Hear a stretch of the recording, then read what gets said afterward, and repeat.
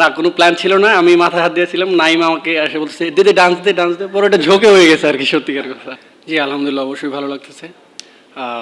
As a fast bowler বলেন, spinner বলেন, প্রতিটা বোলারের ড্রিম থাকে যে 5 উইকেট নেওয়া, বিশেষ করে টি-20-তে। সো আলহামদুলিল্লাহ, আহ, অবশ্যই অনেক এনজয় করছি।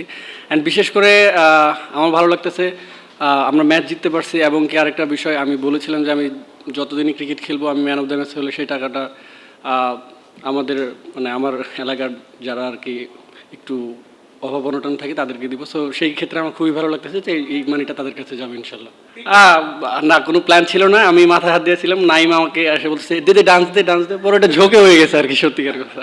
So Naim has a good friend, আমরা সবসময় একসাথে আন্ডার 18 থেকে খেলছি। সো ও মানে তালে ওর তালে দিয়ে দিছি। আসলে আমি যখন রান আপ মাপতেছিলাম, একজন গ্রাউন্ডসম্যানের ভাইয়া আমাকে বলতেছিল ভাইয়া কেন জানি মনে হচ্ছে আপনি 5টা উইকেট পাবেন। তো আমি বলছি ভাই এটা তো মানে এত সহজ না, বাট আল্লাহ দিলে হতে পারে। সো যখন খেলতেছিলাম, ভালো বল করতেছিলাম, তা আমি লাস্ট উইকেট পর্যন্ত আমি মানে চিন্তা করিনি যে আমি 5 উইকেট পাবো। সো আলহামদুলিল্লাহ, আল্লাহ হয়তো কপালে লিখে রাখছিল, হয়ে গেছে। আসলে প্রতিটা ম্যাচই কোনো ম্যাচই ইজি না, ঠিক আছে, যে কোনো টিমের সাথে। সো টি-20 খেলা এবং কি আমরা প্রতিটা ম্যাচ যেভাবে প্ল্যান করে আসতেছি, আমার মনে হয় যে সামনে যতগুলো ম্যাচ থাকবে same match by match planning করবো। এখন ফাইনালে যেতে পারি বা খেলতে পারি সেটা অনেক দূরে। সো ওইটা নিয়ে আমাদের এখনও প্ল্যানিংই নাই, আমাদের প্রথম রাউন্ড শেষ করতে হবে, পরবর্তীতে পরের ম্যাচে ওইভাবে চিন্তা করে। আমি লক্ষ্য করছিলাম একটু পিছনে পিছনে বল সেট আপ করে, পরে ও যখন আর্লি সরে গেছে তখন আমি আর কি মাইন্ডে নিয়েছি যে আমি একটু স্লোয়ার মারলে হয়তো বা একটু চান্স থাকবে। সো সামনে জায়গা মতো পড়ছিল, তাই আর কি। হ্যাঁ অবশ্যই, প্রতি ম্যাচের পরে উনি আমাকে সব কিছু পাঠায়। অ্যান্ড যেখানে মিস্টেক করি সেগুলো আর কি, বা আমি পরের ম্যাচে যাতে না করি সেগুলো নিয়ে মানে ম্যাচের আগে সেগুলো আর কি দেখে আসি বা করে আসি আর কি।